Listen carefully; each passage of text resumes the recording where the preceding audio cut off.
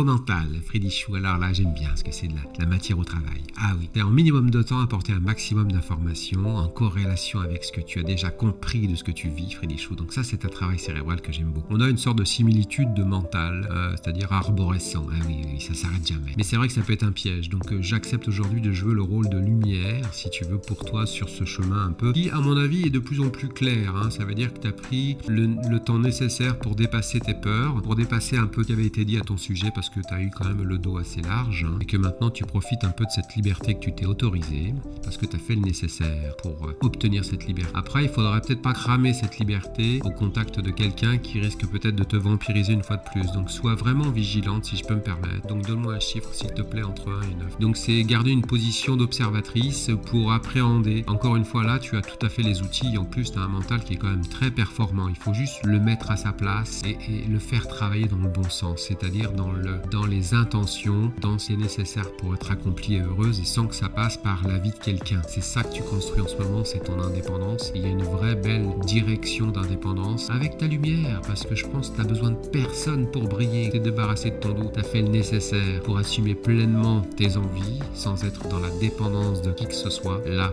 c'est la naissance. Et par le 1, c'est la naissance du cycle. Donc c'est un cycle pour toi nouveau, intéressant, qui a été assez compliqué, parce que en vitrine, à l'extérieur, rien ne change, mais à l'intérieur, la modification est en cours. Donc il y a une vraie belle étape de développement personnel avec tes propres outils. Moi, je dis que c'est intéressant quand même. Un environnement cérébral très très soutenu, peut-être un peu trop à mon sens. C'est pour ça que les outils de méditation sont nécessaires pour canaliser un peu la bête, pour faire refroidir un peu ce mental hyperactif, matérialiser ton indépendance. Donc oui, j'espère.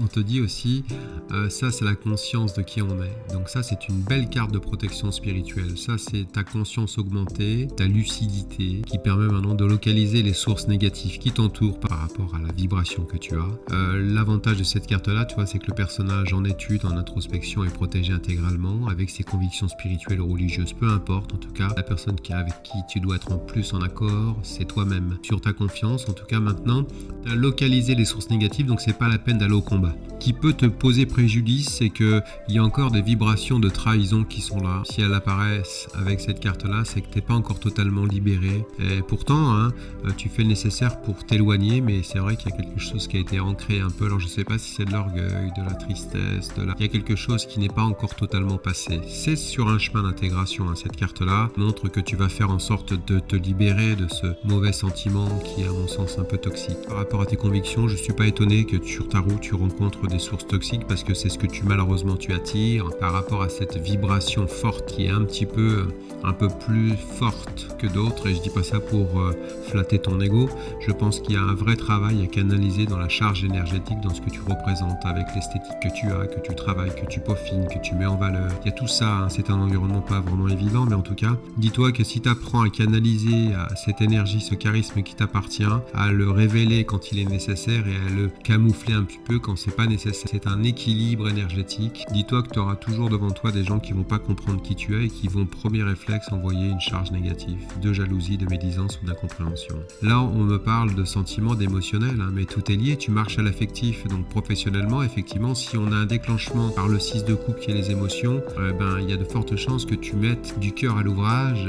Double protection en 4 cartes sur 78 lames. Alors sincèrement, là tu vois, et là c'est abouti. Là les sources sont là, à côté de la carte de la trahison, et l'étape est faite, l'intégration est faite et réalisée en conscience. Et là cette carte là, ça montre que tu as compris la leçon et tu ne feras plus du tout les mêmes erreurs. Donc il y a une vraie belle étape. Professionnellement, effectivement, avec cette conscience de ces épreuves et le bénéfice de ces épreuves t'amène à la naissance d'un cycle. Donc effectivement, pour redonner peu de réponse à ta question initiale concernant le pro, je crois que dans un système d'indépendance où tu vas jouer un rôle, alors tu peux rentrer dans une structure importante, il y a quand même une position d'indépendant là-dedans.